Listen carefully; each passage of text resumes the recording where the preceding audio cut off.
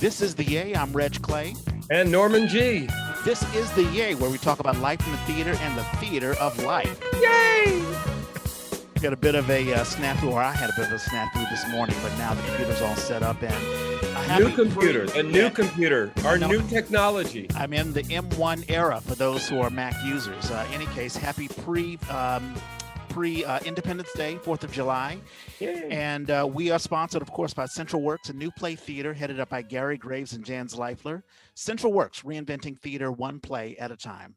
Of course, we always want to thank Central Works for sponsoring the Yay, and our wonderful consulting producer, Mallory Samara, for everything that she does for us. And we have a fantastic guest, Brennah Kemmerly. I haven't seen you in a while. How you doing, Brennah? Hi, I'm doing well. Thank you for having me. No, it's great. It's great. You're a fantastic singer and actress, and you'll be doing Circus at Cabrillo Stage. And that's going to be really, really interesting. Yeah. Sounds like it's a brand new musical. Is that right, Brennah?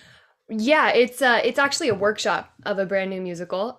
It's very, very exciting. This is my second workshop ever. So really, really cool. The first one I did was actually yours, Reg. Nia. Nia was, that was my first workshop of a musical. And I really, really like it. I love that process of creating something new, being a part of the creation process.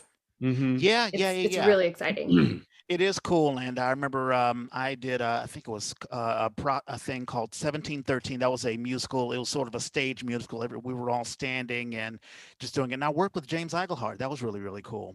And it's a fantastic process. And we'll talk about that, and we'll talk about you. But as I begin every podcast, Norman, how's your week? No, I can't say hot. I cannot say hot. I talked to my sister up in Portland yesterday. I'm like, we stole your weather. So sorry. But I am hot today because I don't know if you know about the Tool Lending Library, but Oakland has one, Berkeley has one. I imagine San Francisco must have one somewhere where you can go and borrow tools. So I went and I got a drill bit that goes through metal and a big strong drill. And I got it home and I drilled my hole and I was so happy. And then the little piece of hardware that this was all about putting a hole in this little piece of hardware, it snapped. Oh, goodness. Like, okay.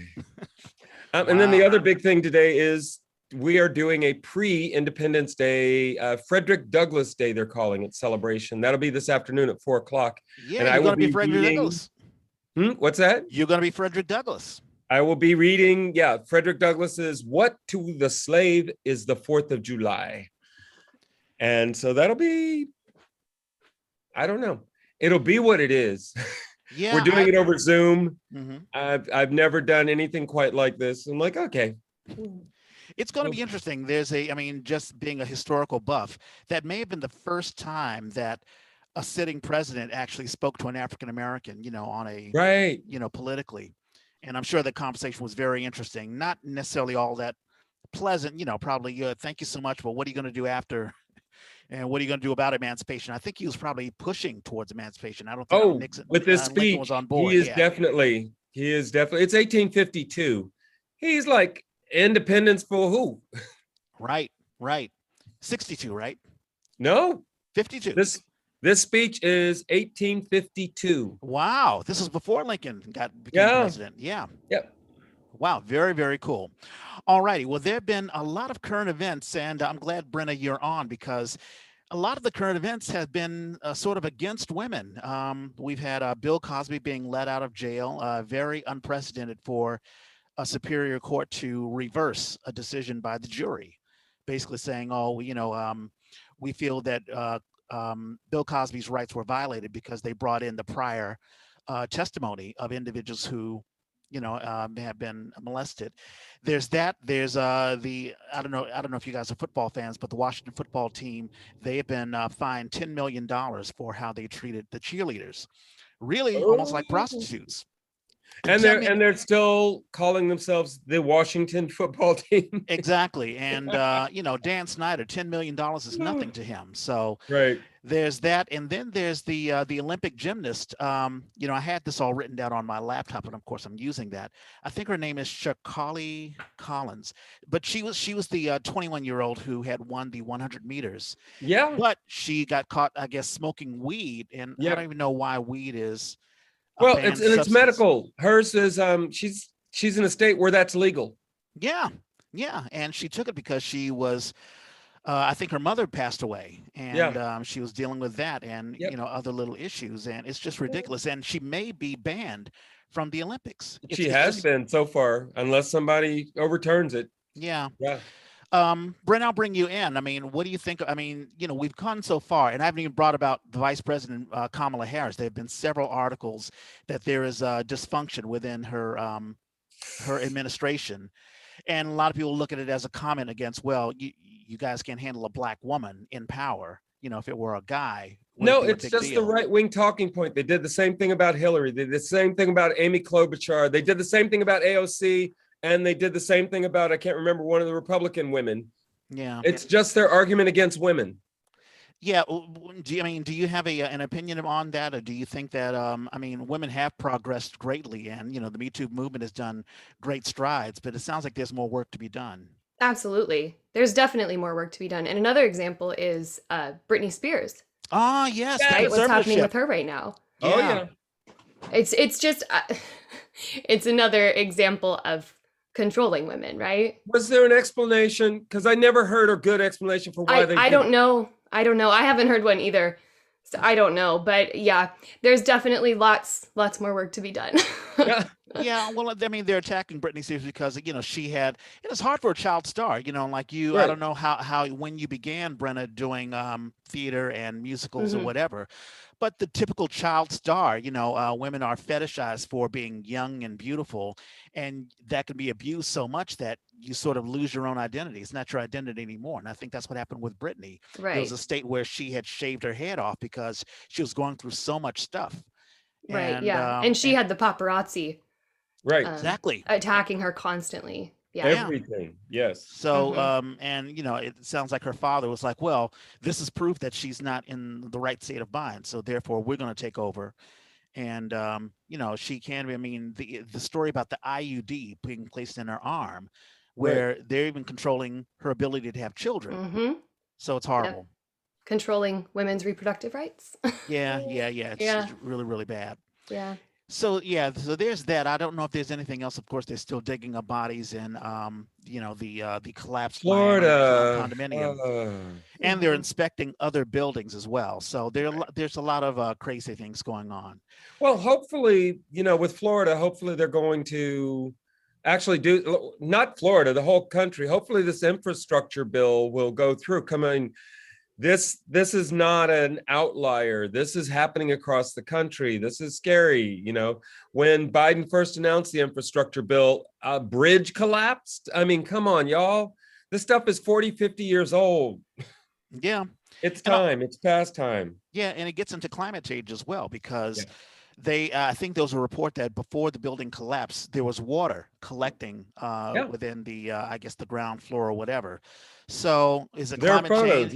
Yeah. Yeah, are we building up so much water because of I don't know, the declining ozone layer that folks in Miami and all of the coasts will have to Well, move? and Who ocean, knows? yeah, ocean rise. Yeah. Yeah, exactly.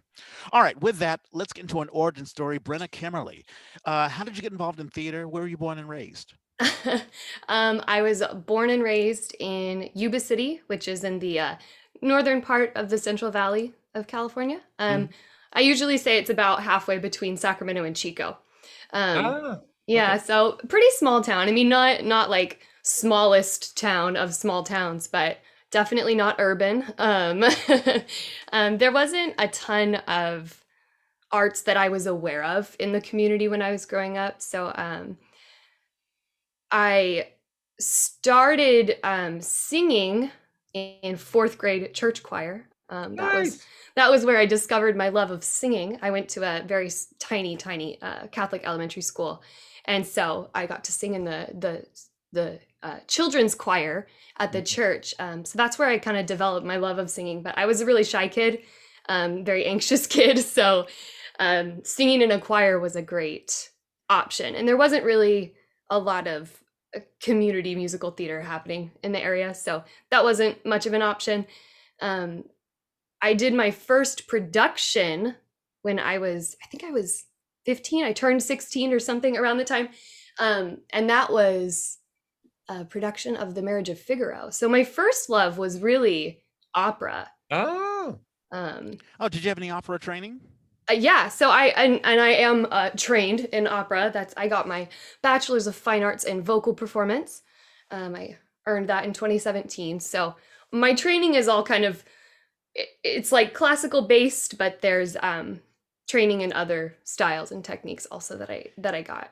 Yeah, we've had several guests come on the Yay, and like I think Alicia von Kugelgen, and also a couple of friends that I've had. We did Candide at the DMT. Jacob Bronson and oh, I can't think of the Anna. Oh, I can't think of her last name. But there have been a trend of people who trained in opera, but I don't know. I really don't know the industry of opera at all. But it sounds like it's a lot easier to get into musicals and transform that training. Instead of doing opera, you can do musicals because you can get more jobs. Yeah, I think there's more opportunity to do musical theater than there is to do opera. Just in terms of, how many theaters there are that produce those kinds of shows, especially in the Bay Area. There's a few opera houses, but not a ton. So my training is in opera, but I also have training in musical theater and experience in both, which I think it helps make you maybe a more well-rounded performer if you have experience in lots of different genre. So I'm grateful for that training because I think it just makes me a better singer. Yeah, and also an actor. I mean, you have actually very good acting talent as well, and it surprises me that you didn't have any formal acting training because, well, I just think working with you and doing Nia, there was some natural talent, just acting talent, without even singing that you had. Just picking up things and just being on stage and reacting to other actors. Did you have any training at all, or is that just natural talent? I've had some training. I went to when I was in college. I had some acting training. I did Nia right after I graduated. That was the second thing I did right after graduating from college. So I did have some training. I worked with Greg Fritsch, was my acting teacher at Notre Dame, Dana Muir University, where I did oh, I know that spot. yeah, that's where I did my bachelor's degree. And he was my acting teacher there. He's also the librettist and director of Circus, which we can come back to later. Cool. But so I had some training in that, and he's mostly kind of Meisner-ish teacher in terms of acting technique. But I'd like to think I have some good instincts also on top of that little bit of training that I have. So yeah, I really, really enjoy acting. It's a happy place for me. Yeah, and it's a nice. I'll recommend it for those who sing to have just a little bit of acting training because it's good to have some of those just techniques and the tools to Mhm. use, whether it be just the strict stuff like learning how to examine a script, learning the beats and objectives and all that sort of Right. stuff Yeah. to power your natural talents. Do you have any siblings at all? I do. I have an older sister and a younger brother. I'm the middle child. um, yeah, my sister is a poet, so she's also an artist. Nice. Yeah. And yeah, and oh no, I don't know what publications she's been published a couple of times. Wow, cool. Yeah, I can't think of what her name's Kara Kimmerly, Kara with an H. Um, so you could look her up and find her poems in a couple of literary magazines and things like that. She lives in Portland. And then my brother is a scientist. So yeah, different types of people in my family. It's pretty cool. But it sounds like your parents have been supportive of you Absolutely. and your talents. That's fantastic. Yeah. Because a lot of times I know when I went to school, my parents were like, theater. I Oh, hope you'll be able to find a job. But yeah. you've been fine. It sounds like it's been good. Yeah, my parents always encouraged us to just do what we loved, to just do what made us happy, whatever it was. Right on. Yeah. How did you discover? Because it sounds like after school, did you answer an ad from Musical Cafe? How did you know about Nia and the Musical Cafe in general? Yeah, that's kind of a funny story. I didn't know about it. I was living in Oakland at the time. I was living with some teachers from college because when I was about to graduate, I was cast in South Pacific at Woodminster. Nice. And yeah, so that was the first thing that happened right when I found out when I was at vocal juries, like our final for our vocal performance class. I found out I was cast and I went to my jury and was like, I got cast, but I don't have anywhere to live. I don't live here. So my teachers were very generous and they offered for me to house sit for them and stay with them for the summer in Oakland. So I was doing that at the time, and the teacher that I was living with is also a performer, Jenny Matucci, and she was auditioning herself. So she was like, come audition with me. So I was like, okay. So we went and auditioned and you cast me. Oh, yeah, that's right. And Yeah. that was my very first time because I've been on the other end plenty of times Mm, auditioning and, making sure that I had I don't know if it's true for you, Brenna, but when I audition and I know it's a musical, I won't just bring one sheet music, but I'll have like a book of sheet Yeah. music because I have no idea what my mood will be or how my voice will be right. during the time or what they'll ask me to do. Right. They may ask for a second piece. So you need to have something just in case. Right, exactly. You always have to have a backup. But yeah, being on the other end, that was my first experience, just judging the talent and also the mad, race of casting someone before someone else casts someone. I think, if I'm not mistaken, I think the very first, maybe a couple of hours after you auditioned, I think I contacted you because how many other people contacted you after you did that audition? Do you remember? I think one of the other ones did because there were four, right, Yeah. in the thing. And yeah, I think one other did and they contacted me after you did. Oh, I was first. Good. Yeah, you were first. You were really fast. You contacted me very quickly. It was like the day of. It was like that evening or the next morning or something. Right, exactly. Because I knew, well, there are two factors, and I'll bring Norman in because you've casted far more people than I have, Yeah. and the mad race of because when you think, okay, well, yes, I'm going to select you, and you're going to be in my show, it's not that simple,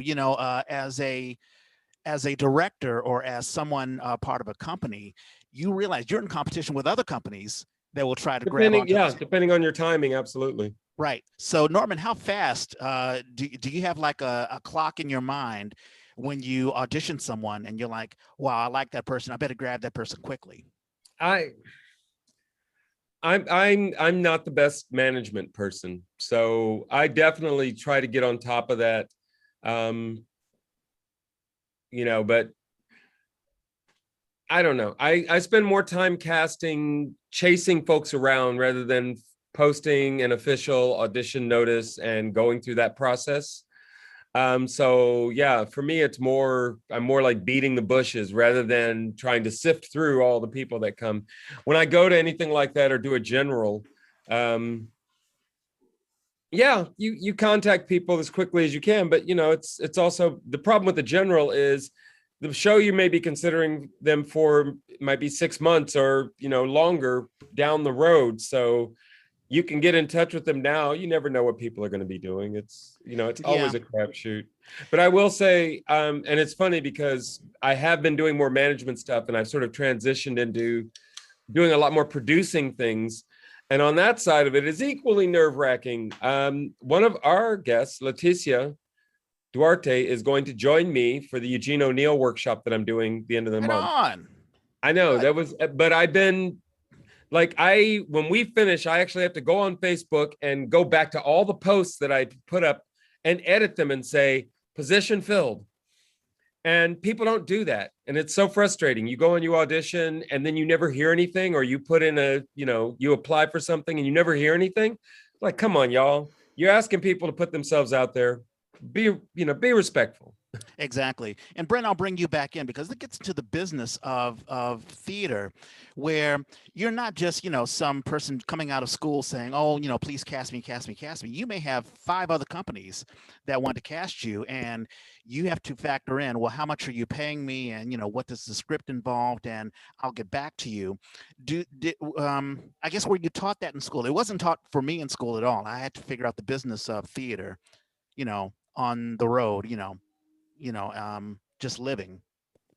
Yeah, I don't know that I really was taught like how to weigh the pros and cons of a show. I don't think that was really something that was addressed. Yeah, I In don't think most people do. Yeah, no, I think in terms of like the business of theater, the things that I learned were how to audition, how to make a resume, things like that. Yeah. Is it in the back of your mind though? Let's say you like what, how do you factor, and this is something that I ask all of our guests. When you factor in a show, let's say someone says, hey, we like you and we want to cast you. Do you just automatically say yes, or do you talk about money, or do you talk about, well, what is it I'm going to do? And as a woman, do you talk about, well, are there things in the show that, I would, that I don't know. Are you going to ask me to undress or something like that? Is there intimacy things going on? Are those the things that populate your mind when you consider, auditioning or accepting a show? I think that depends on the show. That's kind of a show to show. Do I know the company kind of thing? But when picking like what shows I want to be a part of, I think I tend to look at, is this music I want to sing? Are these stories that I want to tell? Are these characters that I think are written well? Are they, well-rounded women? Are they people with a real, I don't know, human backstory? So I think those are more, I more, I think, consider the material first, when I'm thinking about what I want to be a part of. Yeah, Yeah. no, that makes perfect sense. Do you have an agent? A lot of folks are joining up agencies and all that sort of stuff. Have you gotten to that level yet? I haven't. That's something that I've thought about, but don't even know where to start with. um, so definitely something for me to be looking into, I think. Yeah, it sounds like you're at the level where you want to build up your resume first. You want to, and you're well on your way. You've Hmm. done that, and so you've done Nia, and you've done what was the other show that you Um, just mentioned? I did South Pacific at Right, Woodminster. exactly. That's around the same time as Nia. Yeah, I've done a number of things since then, in the South Bay area, because that's where I landed after school, after that little stint, the 2 months in Oakland that I did. I landed in the San Jose area. Nice. I was reading up on the Cabrillo Stage Hmm. website about Circus. Circus sounds like a very interesting story where I think you're a trapeze artist and you're coming into this company, but there's strange things happening in the circus Yeah. with the I guess there's a love interest that you have, but there's also the ringleader, and it's almost Twilight Zone-ish. I'm not going to get into the details or whatever, but is there's more to meets the eye with Circus. Yeah, definitely. Yeah. So it's Circus is really, really cool. It's it I am a trapeze artist and aerialist. My character's name is the Flyer. And Hmm. she arrives at Coney Island at the boardwalk after receiving a letter, an anonymous, mysterious letter telling her to come. And she shows up. And when she gets there, she meets this weird and mysterious and dark group of performers at the circus. Yeah, it's a really cool story. Very, very nice. And how's the rehearsal process been? It's now, are you guys live or is it strictly on Zoom? So it's both. We're doing a live audience. It's outdoor in an amphitheater. They've built a stage. They've built a platform for us to perform on, and it's in this kind of outdoor arena area. They have bleacher seats in kind of a little half circle shape, and then there's some lawn seating. And they're selling tickets in pods, as far as I know. So you can Hmm. buy a group, and they have them spaced out. I'm not sure if they've opened up more since things have opened up more. I'm not sure about that, but there are tickets still available, and there are tickets for live streaming as well. So for every performance that we're doing in person, there's also a live stream option. So if you can't be there, or if you live far away, or you don't feel comfortable being in crowds yet, there's the option to watch it live online. Very, very nice. And Yeah. that Yeah, begins I'm sorry. Where's Cabrillo Stage? I keep thinking it's down on the peninsula. Is that right? Acton or Act. It's I in think in that's Aptos, so it's down Aptos. down in the Santa Cruz area at Santa Cabrillo. Cruz, It's at right? Cabrillo College. Yeah. Okay. Yeah. Yeah, very, very cool. And it's cool that well, I mean, things are opening up and we're actually getting to, be participants. We can actually go into the theater. A lot of companies are transitioning to outside theater spaces. But now that things have opened up, well, let me ask you this, Brennah, how have you been coping? We're getting into post COVID-19, but numbers are jumping back up again. But Hmm. how have you dealt with all of 2020 and the first half of 2021? It's been a journey. When it all shut down, I ended up going back to my parents' house in Yuba City. So I spent the last year there, and I've been teaching online. I have been a primary school music teacher during the day for the last 3, 4 years now. And so I was teaching online at home at my parents' house, and Wow. yeah, doing okay with that. And then when I was invited to do this, asked to come and do this, I was like, "Yep, I'll be back. I'll be there." So I'm back in the area for the summer, and yeah, doing rehearsals for that, and the whole transitioning back to quote unquote normal is weird. It still feels weird for me. Yeah, but I mean, you've been healthy. You've been Yes. Yes. that's good. That's good. And yeah. How? Hold on for just a second. Well, how where let me ask you this, where do you see yourself in the future? Are you getting a lot of opportunities here, or do you think of moving on? Do you want to go to, I don't know, New York or LA or whatever? Are you comfortable doing theater here in the Bay Area? I really enjoy theater in the Bay Area. I've had really great experiences, but I think I want to maybe look into going to grad school. I think that's maybe one of my next steps is looking into that, and seeing where that takes me. Okay, that's cool. Have you Yeah. thought, there are a lot of younger folks who are thinking of doing like YouTube or other things. Have you thought about that at all? I mean, Ooh. do you want to strictly do musical stuff, or do you want to do maybe a drama, something that has nothing to do with music at all? Yeah, I think I think I'd You're like to. talking crazy. No, I think I would like to just go into acting, just and broaden my acting horizons. I feel pretty confident in my music abilities. Like I feel like that's pretty solid as of right now. I always have more to learn and room to grow and to Yeah, continue with all of us, learning yeah. and studying. But I think I'd like to sharpen my acting chops a Yeah. little bit more. A lot of young folks are they're influencers on YouTube and Vimeo and other things like TikTok or whatever. Have you thought about going into that? I don't know that that's for me. Oh, really? No? I don't know. I mean, I'm not even on Twitter. Like I'm pretty behind in terms of the socials. That's really rare for a young person. Yeah. Yeah, I know. I feel, I don't know. I just don't know that like the influencer thing. I don't see myself as an influencer. I see Yeah. myself more as just a storyteller, you know? Mhm. You're very modest. Very. Speaking of young folks, Norman, how is Dexter doing? I haven't talked about Dexter on the program for a while. Yeah, he's doing okay. He just had some folks over last night. In fact, I had to straighten up because they wanted to use the futon down here. He had friends stay over. They went out to some house party, Mm. came in quiet as church mice. Like normally we hear them stumbling through the house and then if they're hungry, the kitchen suddenly becomes very active, and didn't hear anything last night. We did not hear them come in. We did not know they were here. But I said, I need the room this morning. He's about to go visit his dad in New Mexico, which means we'll get a little vacation for a couple of weeks. Oh, that's And nice to hear. then shortly after he gets back, he moves into the dorms in San Jose. So like, wow, this is, it's funny to see how the things that happen in your life that make you realize how time is passing. You just sort of go, oh, this is not the way it used to be. Yeah. A big one for me is my brother just called me yesterday to say that we're putting together a celebration for my parents' 50th anniversary.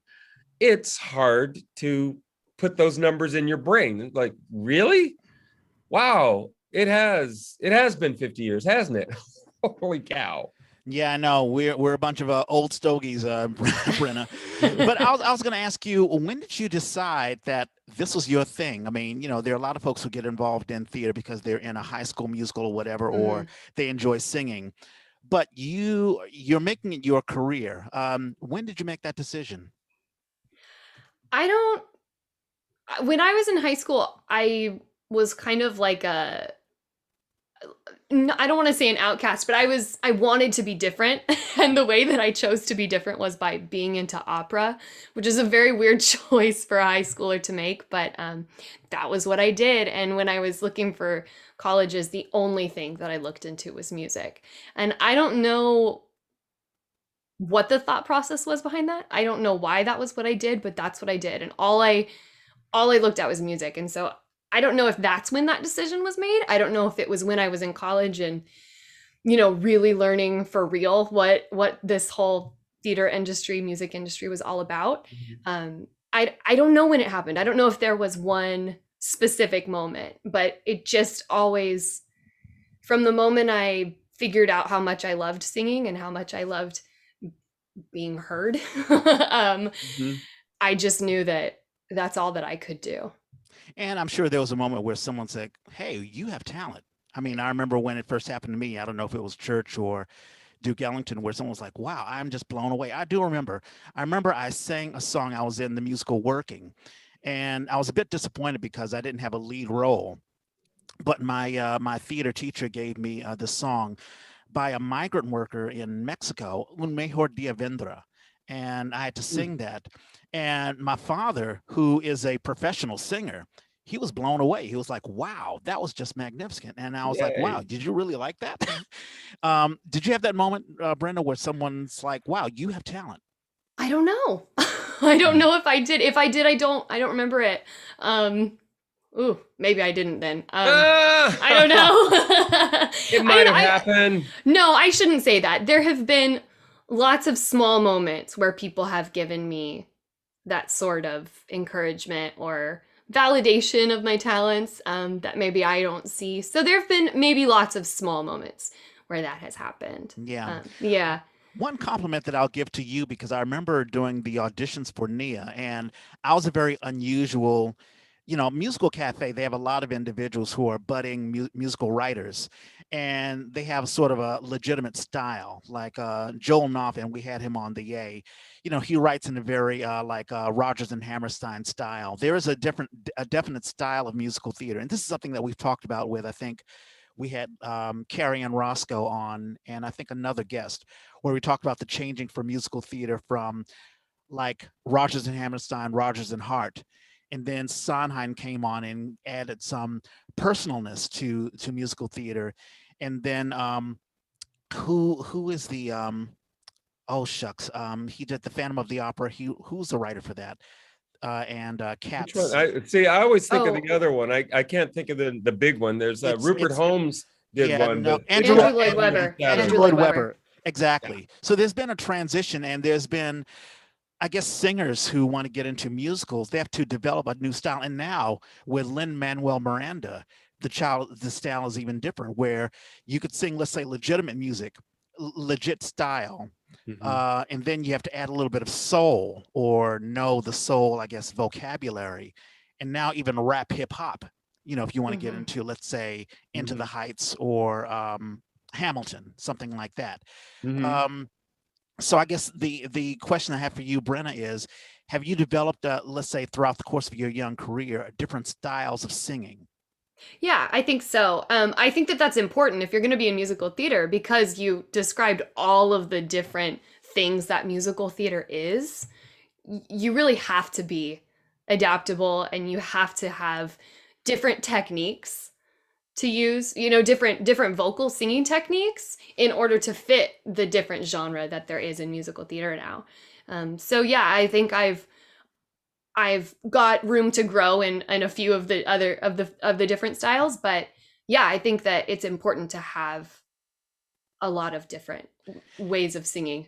Yeah, and I bring that Yeah. up because when I was in I was the only Black person, I think the only person of color at all, to have been involved in that part of the musical cafe. And I knew that my style of music, which is very soul R&B, a little bit of Stevie Mm-hmm. Wonder or whatever. I mean, those were the things that I listened to, and so that's how I write. And I knew I needed someone. I know I wanted a multicultural cast, but I also wanted everyone to sort of adapt to the style or not be chased away by the style. And Mm-hmm. you definitely had it, Brennah, and there were a couple of other folks who sang, but there was, what's the best way of saying it? I don't want to say sounding black, but sounding with soul and with depth. And you had it because there were, out of the cast that I had of Nia, there were only two that I cast from cold. It was you and Marla Cox. Hmm. That's her name, isn't it? Yes. Okay, thank Yeah. you. But the others I knew from having worked with them beforehand. But I was very, very impressed. It may sound, I don't want to sound what's it, reverse racist or whatever, but you didn't sound white toast. I'll put it that way. You had soul, Ah. and that comes from what you hear. I mean, what type of music do you listen to? All types. Just in general. Yeah, I listen to all types of music. I grew up listening to everything. My parents have very different musical tastes from each other. So I think because of that, I was exposed to so many different things. I grew up listening to like 80s R&B and stuff like that from my Oh, right mom. on. And oh yeah, and then my dad was, I don't know, a mix of lots of things. The Beatles was the kinds of things he liked. So yeah, just a wide variety of lots of different styles. I think that taught me to appreciate every type of music. Every type of music is good in some way, and every type of music is I don't know, there's something great about every style of music. So I think it taught me that Yeah, appreciation. and obviously, what you listen to translates to what you sing and how you Mhm. sing and how you interpret it, and I think that's important. Yeah. And Norman, you have different musical tastes as well. I mean, every time you go to the alley, you're using different styles. I'm all over the map. What type of music did you listen to, Norman, when you were? Well, it was Go one ahead. of the things that came up in this conversation with my brother is what music are we going to pick?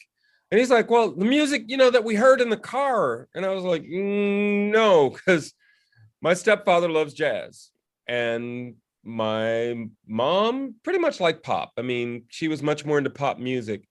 I'm like, okay, those two things they're very different. He's like, I remember like the Eagles were big. And I'm like, I don't think my stepfather wants to hear Eagles.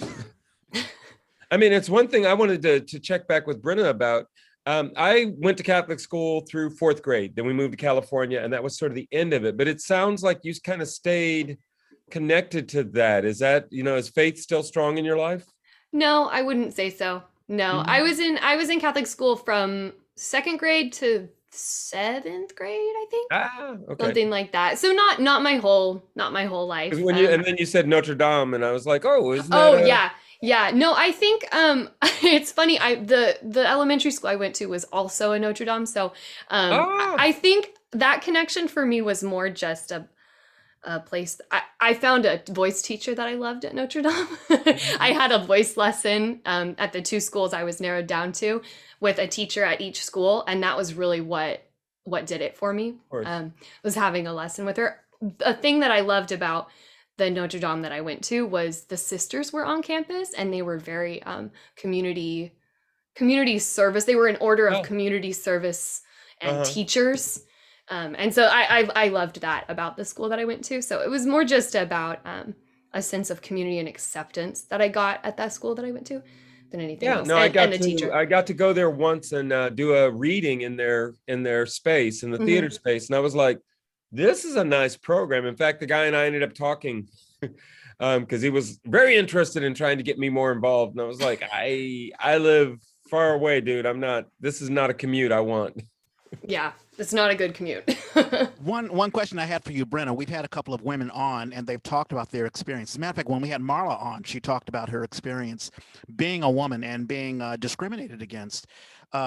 Not only being a woman of color, but just being a woman at all. Have you had to deal with that at all? I mean, have you been, I don't know, I'm sure you're a member of the Me Too movement, but have you had any bad experiences, either in the rehearsal space or in casting, anything like that at all? I think I'm pretty fortunate. I haven't had many bad experiences, so I'm very lucky in that sense. I've had a number of, uncomfortable comments made about, how the costume fits, things like that. Those are pretty common, I think. I don't know. But I'm lucky I haven't had too many major bad experiences, but they're definitely out there. Yeah, most definitely. They do happen. And I think it's important for us, especially us men. We don't know these things, so it's when we hear these stories, it reinforces that there's still work to be done, and also what women have to go through. Hmm. And we've had, I think we had Deb Carragher on. She talked about, costume issues and just the costumer not knowing her body or is having an image, which Yeah. was different from the person who's being cast, Hmm. which always perplexes me. Is like who's being cast, so you have to make a costume that fits her and that looks Hmm. good on her. So so that's good. And we've talked about your future. I mean, are you now you're doing circus now? Do you have anything lined up afterwards? I do. I don't know when it's going to happen, or when production is going to start. But I've been cast in a web series called Hard Reset, the web series. Um, I don't know when we're going to start production on that. It's been kind of a long process because COVID shut a lot of it down. So I think that is still in the works. So be on the lookout for Hard Reset, the web series. Yay. Eventually, I don't know when exactly, but that's really all I can say about it. That's really all I Yeah. know about it, to be You honest. just send us a link. Send us a link when Yeah, I you will. get more into it. Yeah. Have you thought about equity at all? I am a membership candidate. That started when I did Woodminster, but there has not been a lot of opportunity to earn those points. Not in the Bay Area, at least. Yeah, exactly. And that's one of Hmm. the reasons why I'd asked if you were Yeah. thinking of moving on Right. to other areas or whatever. So, who knows what may happen in the future. Yeah. Who knows? Yeah. Now is there a type of musical that is there a style or type of musical that you like or that you gravitate more towards? Is it more the older style like Rodgers and Hammerstein, or are you attracted to more of the, like, could you see yourself doing Rent or something like that? Frozen. I think that I like to think that I can do all styles. I hope that I can do all styles. I think I've been drawn a lot to the new stuff lately, like to like this workshop, right? Like I have found kind of a place where I feel like this feels good. This is like a home place for me. This whole doing something brand new feels Mhm. really, really good. Um, I think vocally, I can kind of try and adapt. I really enjoy singing Sondheim. That's Uh-huh. a style that I really like to do. Patter songs, things like that are That's a really fun. workout. Definitely, yeah. Yeah, but the thing that I'm really loving about this workshop is that it's brand new. Mhm. And I think that that's kind of what I'm finding myself drawn to is working on something new, helping to create something. Yeah. And you may have spoken to this, but do you continue with the voice training? Yes. Yeah. I still study with the same teacher that I started with at school. Yeah. Deborah Lambert is my voice Mhm. teacher. I've been working with her for years now. Yay. Yeah. Yeah. That's really important to me to And keep and you doing lessons. and you say you're a teacher. Do you teach just young kids, or do you do, like, let's say, one-on-one classes with other folks? No, my teaching experience has all been primary classroom music. So I worked at the Community School of Music and Arts in Mountain View. I was one of their in-school music teachers. So I worked at an elementary school and did all of the primary music, so the K through third grade music, pre-recorder stuff. Mhm. Yeah, pre-recorder music. Right. Very, very nice. Yeah. I wanted to get into I'm trying to work into a segment where I look onto our Facebook page, and there are folks who post things that Sure. are of important to them. So I'll get back to you, Brennah, but I just wanted to, and also you can chime in as well if you have a hot take. Yeah. Jocelyn Prince writes, nice racism is built around a startling claim. White progressives can cause the most daily harm to people of color. We are the ones with a smile on our face who undermine Black people daily. Now, is this dealing with I don't know if this deals with theater. I thought this was a well, Jocelyn Prince is a theater person. Jocelyn Prince is a theater person, yes. Yeah. But okay, well, I guess nice racism. Okay, so that is one thing. Now, let me bring up something Yeah, else. I'm not sure if it's very current. I mean, that's sort of ongoing. That is ongoing, and it's something that is still being worked on. But Jeffrey Lowe, he has a write-up in Forbes magazine. Nice. Jeffrey Lowe is a director. He's worked with. He's a wonderful Philippine Theater writer. works. Yeah. So Forbes magazine. Jeffrey Lowe has a show called Empathy Gym. And here's what Forbes says, but as important as its relevance to its elegance, director Jeffrey Lowe uses a spare stage with simple projected graphics to support Tagalog as he takes us on a lifetime journey from boy to man to an American icon. And it just talks more and more. But Jeffrey Lowe, he is a mover and shaker. Every time we have guests he's on the definitely air, coming up. I have no idea who's going to pop up and who's going to be, a big star or whatever, where people are going. So it's very, very exciting to hear Jeffrey Lowe is, he's getting the recognition that he deserves. And also one of, oh shucks, who is this person? She moved to Poland, basically. My dream is living on. It's on. I'm sorry, the thing is cut off. This is bad podcasting. But in any case, one of our guests has moved on to Poland, and so I'm always interested in where people are going, and where people are, how what new projects people are doing. So this is sort of a what are they doing right now segment. So once I find out who moved to Poland, I'll find out.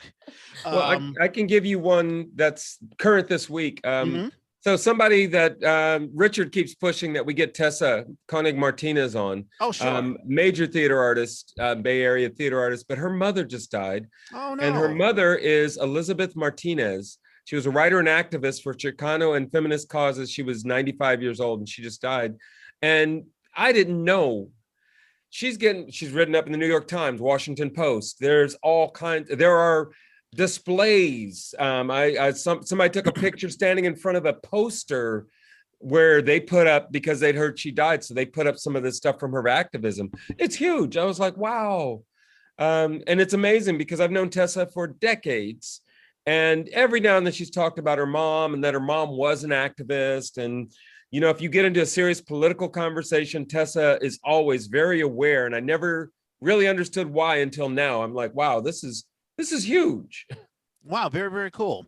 I'll ask you one last question. We're about 6 minutes away from 1 o'clock. One last question for you, Brennah. We've had actors who are very excited. They're doing all sorts of cool things in the Bay Area. And then there's some actors who are really frustrated. They're not getting paid enough. Gentrification has pushed them away, so they can't really find stable jobs or whatever. But what is your take on the state of theater? Are you a frustrated actor? Are you getting the work that you want? How are you feeling as an actress? A lot of things, a combination of a lot of things. I think that all of those frustrations are very, very much true. They're everywhere, not getting paid enough, if at all, is very real in the Bay Area.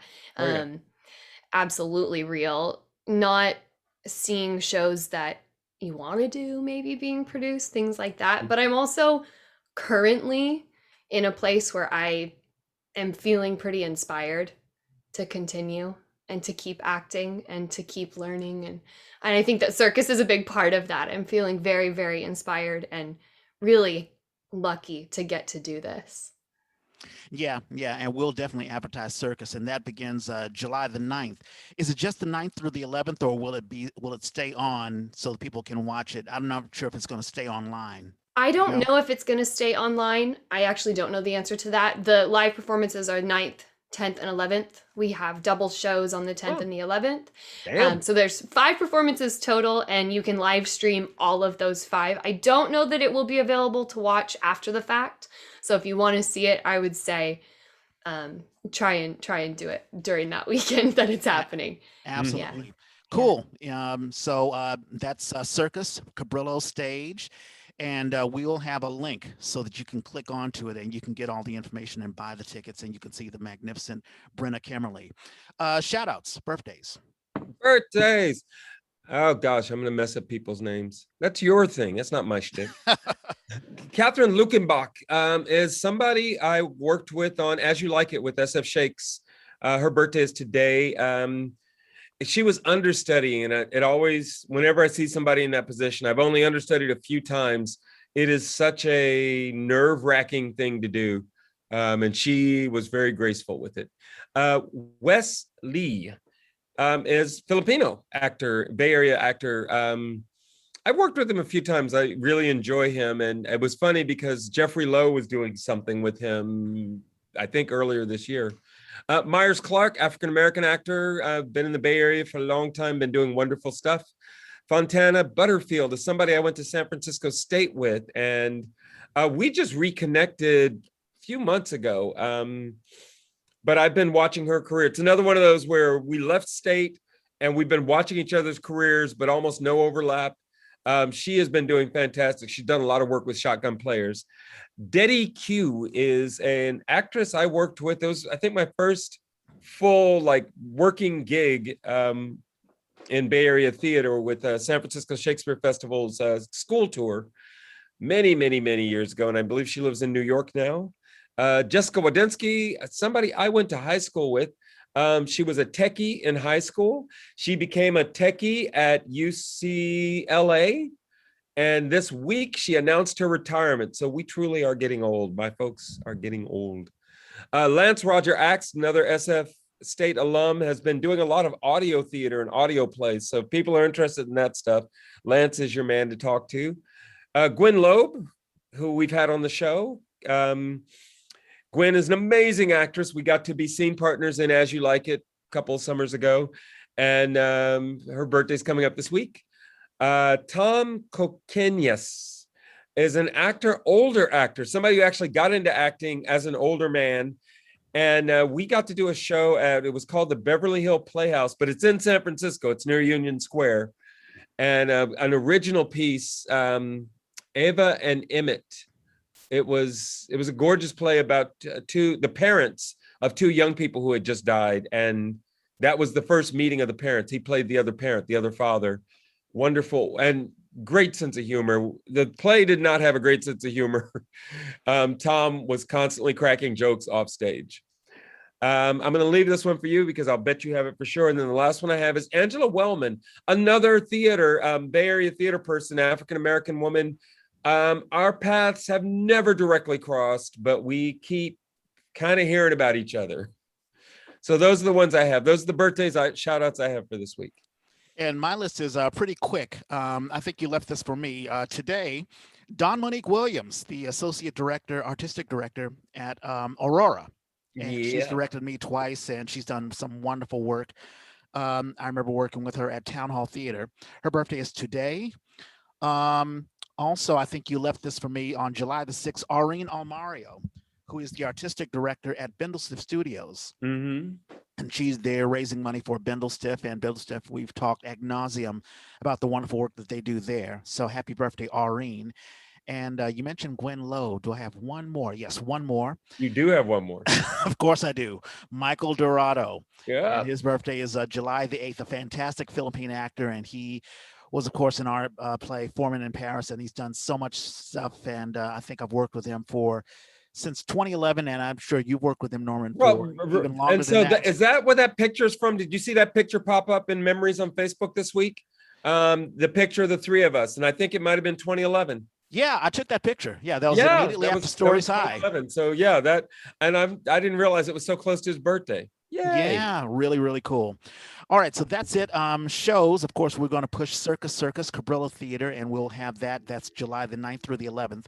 Did you have any other shows, Norman, that you want to I've got this thing I'm doing today in just a few hours, so I'm going to put the link in the chat right now.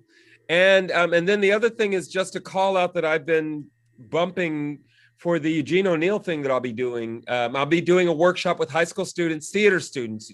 This isn't for, if you don't have theater experience, this is not for you. I'm looking for actors and writers for Eugene O'Neill. We'll be doing this workshop July 21st through August 1st. It's a 10-day workshop. Our young writers will write new pieces. Our actors will rehearse them and then perform them on the final day.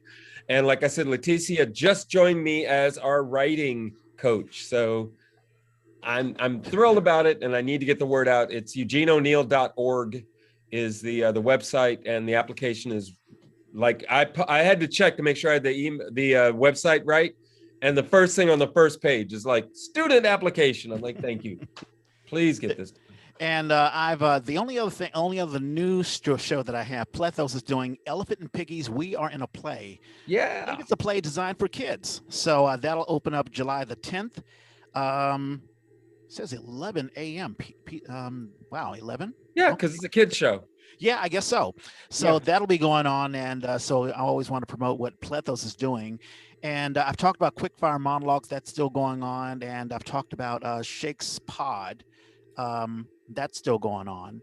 I don't have my sheet on me because I'm using the laptop. But in any case, we'll have those links on at the bottom And of I our think this is the final weekend for the SF Playhouse show. I saw. I actually went online to look at tickets. Tickets are $40. I was like, oh, okay, wait a minute. How do I really need to see this show? Yeah. But I'm curious about it. Yeah, so we'll see. Brennah, did you have a good time today? Yeah, definitely. Thanks for having me on. Absolutely, and thank you for coming on. I was like, July the 3rd, can I really get somebody? And you were like, yeah, let's do it. So Yeah, that's let's do it. fantastic. Yeah. And I encourage everyone to check out Circus at the Cabrillo Stage. And even if you can't get there, you can click on the link and stream the show, and you will see a fantastic show. As always, you're probably watching this on YouTube, so we want to thank you for those who are watching us on YouTube. They are actually a comment. And I've got you, for those who write comments, I'll be sure to give you a shout out.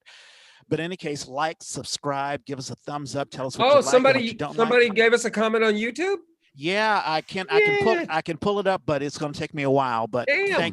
Thank you so much. In any case, yeah, you know who, I can't remember, and I'm not even going to try to. But in any case, thank you so much. If you're listening to us on the podcast, we're on Spotify, and we're on that purple app that the podcast app on all iPhones and iPads. If you're an Android user, you can use the SoundCloud app or just go on soundcloud.com. As always, the Yay was created by theater people for theater people. If you have a show you want to advertise, or if you just want to advertise yourself, let us know. Hit us up on Twitter, Instagram. We have the Yay 3. That's our Instagram. Is that No, that's Twitter. no. I'm not managing the Instagram. I'm managing the Twitter. Twitter. Yeah, the Yay 3. That's our Twitter feed. You can also find me at Red Space Clay. And I'm at Who's Your Hoosier. Brennah, do you have at least a Instagram? I know people can find you on Facebook, but is there anywhere else that people can reach you? Yeah, I'm on Instagram. My name is just my name, Brennah Kemmerly, all one word. So Cool. You can find me there on Instagram. Right on. So if anyone is looking for a fantastic actress and singer, you can't go wrong with Brennah Kemmerly. You can hit her up and find out what other shows she's doing. That's it. It is 1:04. It's a beautiful day. Once again, happy Independence Day. Happy 4th of July. And as Norman and I always say, we gotta find a better sign off. And we are out.